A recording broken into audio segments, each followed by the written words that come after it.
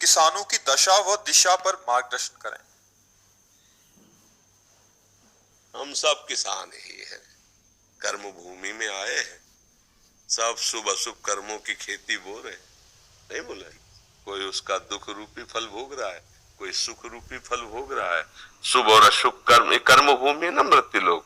वैसे तो हम सभी किसान ही हैं, पर वास्तविक जो प्रगट लीला में जिनको किसान कहा जाता है, ये बड़ी ही मतलब तपस्यामयी जीवन होता है किसानों का।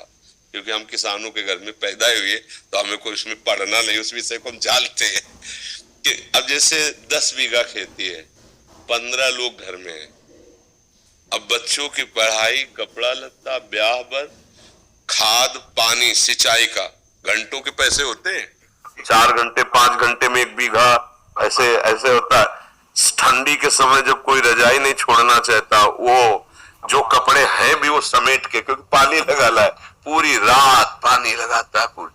अब इतना महंगा समय है और उसका अनाज इतने गिरकर सस्ते दामों में जाता है, और पूरा देश उसी का उदर पोषण का हेतु होता है, वो उसी का किसान का। लेकिन उसकी हालत ये रहती है कि वो अच्छा कपड़ा नहीं पहन सकता, वो अपने बच्चों को अच्छी पढ़ाई नहीं पढ़ा सकता, क्योंकि इतनी लागत लगती है, इतनी अच्छा उसमें है ही नहीं कि लागत लगने पर हमें माल मिल ही जाएगा। अब लाही सरसों जिसे कहते हैं, खेत बढ़िया खूब चक हो गया, बाली एकदम पकी तैयार, सुबह उसे काटना है और शाम के हल्का पानी हो गया, सूर्य की किरणें निकली, सब कलियां फूट गई, सब सरसों बिखर गई। अब वो बैठे रो रहा, क्या करे, लाखों रुपया लगा करके भी वो गरीब का गरीब और कर्जदार हो गया। ऐसे जब उनको अध्यात्म का ज्ञान नहीं होता, तो फिर एक उपाय मिलता है कि क्या करूं, आत्महत्या कर लूं। ये हम मतलब पढ़ी लिखी बात नहीं कह रही है, हम समस्या कह रहे हैं। हम लोग जैसे किसान के घर में जन्मे थे ना, तो रात में बादल गरज रहे हैं, पकी फसल गेहूं की खड़ी है, चना की खड़ी है, सरसों की खड़ी है, पूरा परिवार ऐसे बैठा है, राम राम राम राम भगवान, बस 2 दिन का समय दे दो, किसी तरह काट करके हम घर। अब अगर वो 2 दिन में वर्षा हो गई तो पूरे साल की कमाई गई उसकी। अब उसको ना कोई सरकारी सहयोग मिलेगा और ना सामाजिक सहयोग मिलेगा। वो सदैव, इसीलिए जैसे भारत का सैनिक प्राणों की आहुति देने के लिए तैयार है, ऐसे ही सच्ची पूछो तो महान तपस्वी किसान, वो हमारे पूरे देश को भोजन दे रहा है। भाई आप बड़े पदाधिकारी, लेकिन खाओगे तो रोटी दाल ही और वो तो वहां पैदा हो रहा है, मेहनत उसकी देखो।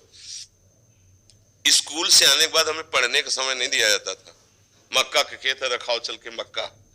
इतनी किसानी का, इतनी मेहनत का उसका जो का, और वो जब बाजार में अन्न जाता है तो उसकी कीमत बहुत कम होती है, और जब वो सामान लेता है तो उसकी कीमत बहुत बड़ी होती है तो वो हमने देखा है कि किसान आदमी जो ना, कभी ब्याह बर हो तो नए कपड़े बल गए, वो भी साल में एक आध बार, जो अन्न का ड्योड़ा लगा है उससे, नहीं तो उसका जीवन बड़ा कष्ट में रहता है, बड़ा कष्ट है।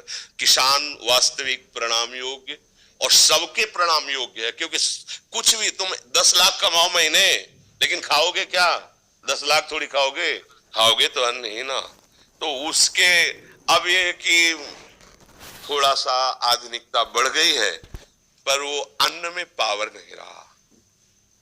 जैसे अपने लोग थे ना, 1 बीघा में 8 मन गेहूं होता था, 8 मन, क्योंकि उर्वरक डालने की सामर्थ्य भी नहीं थी, और उर्वरक निषेध भी किया जाता था कि अन्न पौष्टिक रहेगा। गाय का गोबर, वो जो गांव में पशुओं का एक वो बनाया जाता है ना, गोबर डालने का, हाँ, उससे फिर भर भर के बैलगाड़ी में खेतों में बिखेरा जाता। 8 मन हमारी। अब जो है 60 मन, 40 मन, 45 मन, पर उस अन्न में ऐसे केमिकल उर्वरक तत्व मिल गए कि वो हमारे शरीर को हानि पहुंचाते हैं, स्वस्थता नहीं सुरक्षित रह पाती।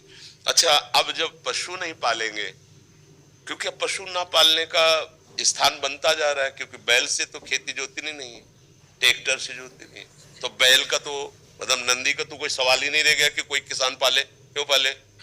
मतलब समझो। अब क्या, अब बछड़ा होता था ना, तो एक हर्ष सा होता था किसान के, ये गाय माता ने बछड़ा दिया, अभी आगे चल करके बैल होकर हमारे हल जोते, मतलब 8-10 गायें तो होती ही थी, उनका गोबर, उनका दूध, वो पौष्टिकता। पर किसान आदमी अर्थ, जहां अर्थ की बात आती थी वहां साहूकार सेठों के कर्जे की तरफ सोचना पड़ता था कि भाई अगर 1,000 रुपया लेना है तो फिर 20% में अब वो अगर मतलब 10 रुपए भी चाहता है तो उसे अनाज बेचना है। अब उसको ये देखना है कि हमारे डिउड़ा में अगर अनाज कितना है, 1 साल का भोजन उसी से होगा।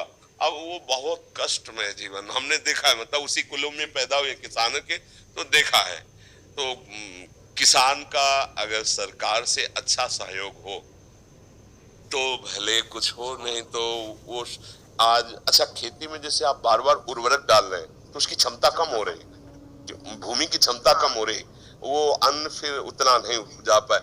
अब वो जो केवल किसान है जिनके लड़के बच्चे नौकरी कर रहे हैं उनको तो ठीक है, खान पीने को खेती से हो गया और अर्थ है, लेकिन जो केवल किसान है सच्चे मानो एक तपस्वी से कम नहीं है, भारी तपस्या का उनका विषय होता है। तो इसलिए उनकी तो हम वंदना ही कर सकते हैं। उनके विषय में बस यही है कि सरकार सहयोग करे। और तो मतलब किसान चूंकि अब इतना बुद्धि का वो फैलाव नहीं है, तो छल कपट और संसार, गांव के आज भी लोग हैं, मतलब आज भी है। आपको बताए, आप जैसे चले जाओ कोई परिचय नहीं है और आप ऐसे कुछ जरा सा, तो वो एक दामाद की तरह आपका सेवन करेंगे। आओ भैया बैठो, चाय पी लो, भोजन पालो। और यहाँ चले जाओ कॉलोनी में, बगल वाले कमरे में कौन रहा है, कोई परिचय नहीं है, चाहे जितना रोए चिल्लाए कोई पूछेगा नहीं कि तुम क्यों रो रहे हो। और गांव में एक आदमी कष्ट में हो तो सैकड़ों लोग वहां खड़े हो जाएंगे जाके। एक आज भी ऐसा माहौल है। किसान तो जैसे हमारे यहाँ पीछे देश में नारा लगाया जाता है, जय जवान जय किसान, तो इसलिए किसान तो सर्वोपरि है, उसके आगे मतलब आपको लगेगा कह रहे उसके आगे कोई नहीं है। अगर हम संत जन जिन्हें कहा जाता है तो हम पैदा भी उन्हीं के घरों में हुए हैं और पले भी वही हैं और पोसे भी गए हैं और आज भी उधर वहीं से भर रहा है। आज भी उन्हीं के, अगर कोई भी है तो अन्न कहां से आ रहा है, किसान से तो आ रहा है, कोई ना कोई तो दे रहा है। बड़े बड़े परमहंस जो है भगवदानंद में डूबे हुए घरों में जाके भिक्षा, नारायण हरि लाओ भिक्षा दो, तो वो चाहे भूखा रह जाए पर उसको पवाएगा। ये मतलब सहानुभूति उसके हृदय की, हाँ उसकी सह, तो और तो कोई सहयोग कर नहीं सकता, क्योंकि वो ऐसे लोग होते हैं कि ऐसे नहीं कर सकते। ये भी बात है, गरीब है, मेहनत करते हैं, पर वो ऐसे नहीं कर सकते। वो ऐसे ही करने की कोशिश करेंगे, हमारे पास जो सूखी रुकी है खा लीजिए। अब अगर सरकार के द्वारा सहयोग की, जैसे उनकी फसल नष्ट हो गई अतिवर्षा से, अनावृष्टि से, ओले पड़ जाने पर ऐसे, तो हाँ तो भले को, लेकिन उनकी तरफ ज्यादा देखा नहीं जाता उनकी तरफ ज्यादा देखा नहीं जाता है। तो भगवान ही सहयोग करे, बस ये है, भगवान ही उसके विषय में कुछ नहीं कहा जा सकता। लेकिन ये जरूर हमने देखा है कि महान तपस्वी का एक जो जीवन, एक सच्चे किसान का जीवन होता है। तपस्वी की तपस्या तो फलीभूत होगी, लेकिन उसको फसल मिलेगी कि नहीं संशय उसको संशय कि पता नहीं मिलेगी कि नहीं मिलेगी। हाँ, वो अब गेहूं गलेथ में हुआ, गलेथ माने बाली आने वाली है, अब पानी गिरा, हवा चली, गिर गया, अब दाने का वजन खत्म। क्योंकि हम लोग देखा ना कि परिवार के लोग शोक मना रहे हैं कि पूरी फसल गई। कैसे भगवान पूरा परिवार कैसे पलेगा, इस बात की समस्या, कैसे पलेगा। बुखार है ना, अस्पताल नहीं ले जाते थे, हर श्रृंगार का पत्ता, इसका पत्ता, उसका, भैया अस्पताल जाओगे 100-200 रुपया लगेगा, मतलब उसके लिए गेहूं 3 रुपया किलो गेहूं था उस समय, जब घर से निकले उस समय 3 रुपया किलो गेहूं था ऐसा, और 3 रुपया लीटर दूध था और 45 रुपया किलो घी था, शुद्ध देसी घी 45 रुपया किलो। अभी 35-40 वर्ष की ही तो बात है। अब देखो कितना समय बदल गया है। अब किसानी जैसे ट्रैक्टर से होती है, इसलिए पशुओं का आदर नहीं रह गया, तो फिर गोबर कहां से मिलेगा। अच्छा, शुद्ध दूध जब तक नहीं शरीर में जाएगा, जैसे लोग कहते हैं कि दूध नहीं दूहना चाहिए, जो कम नहीं, ऐसा नहीं, 4 थन उसके हैं, अगर 2 थन बछड़े को पिला दो पर्याप्त, तो छक जाएगा। 2 थन आप सेवा करते हैं, उसके दूध दूह लीजिए और अच्छे से सेवा कीजिए, गाय या जो भी जानवर आज पाले, उससे परिवार पुष्ट होता है। अब देखो, धन के लोभ से दुग्ध में ऐसा मिश्रण किया जाता है कि मतलब 50 लीटर दूध तैयार नकली कर दिया गया। अब वो जब बच्चे छोटे छोटे पिएंगे, आंतों में जाएगा तो सबके नुकसान पहुंचाएगा, लेकिन वो अर्थ की प्रधानता रखने वाला व्यक्ति नहीं जान पा रहा है। घी जैसा परम पवित्र वस्तु, अगर एक चम्मच पूरी दाल में घी पड़ जाए तो महक जाती थी, और ऐसे हाँ, और अब जो है ना, आप घी का स्वाद क्या, अगर उसे मतलब गर्म किया जाए तो बदबू सी आती है, बदबू सी, मतलब अखाद्य पदार्थ खाद्य पदार्थों में मिलाए जा रहे, धीरे धीरे समाज के विचार धन प्रधानता होने के कारण दूषित होते जा रहे। पर किसान को हम प्रणाम करते हैं, वो प्रणाम योग्य ही रहेगा, क्योंकि इतनी मेहनत होती है। चावल थाली में आए तो आप पा लिए, 50 रुपए के ले लिए, लेकिन उतने चावल पैदा करने के लिए उसने कितनी मेहनत की है। एक एक पानी गिर रहा है, इतने इतने पानी में धान लगा रहा है, कितनी मेहनत करके उससे पाल पोस के बड़ा करके चंद रुपए उसको मिलते हैं, उसको चंद रुपए ही मिलते हैं।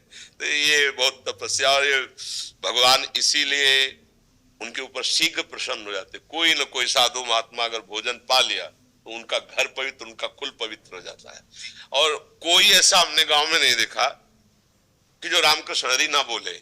उस समय लालटेन और वो लैंप ऐसे ऐसे वाले, तो बिजली तो थी नहीं, तो लैंप जला के रामायण हो रही, कहीं कहीं कीर्तन हो रहा है, हम गांव में देखा, शाम के कहीं आरती हो रही। बड़े भागवतिक भी लोग होते, पूरा दिन मेहनत करेंगे, 10-20 मिनट तो जरूर ऐसा। हाँ, कोई भी साधु महात्मा गांव में आ जाए भूखा नहीं जा पाएगा। हाँ, ऐसा मतलब भाव सद्भावना देखी है। तो किसान को तो प्रणाम ही है, उसका सहयोग सरकार या भगवान ही करे तो है, और तो कोई समाज क्या करेगा उसका सहयोग। आज हमें इसलिए ज्यादा अच्छा लगा कि आप एक किसान के विषय में बोले।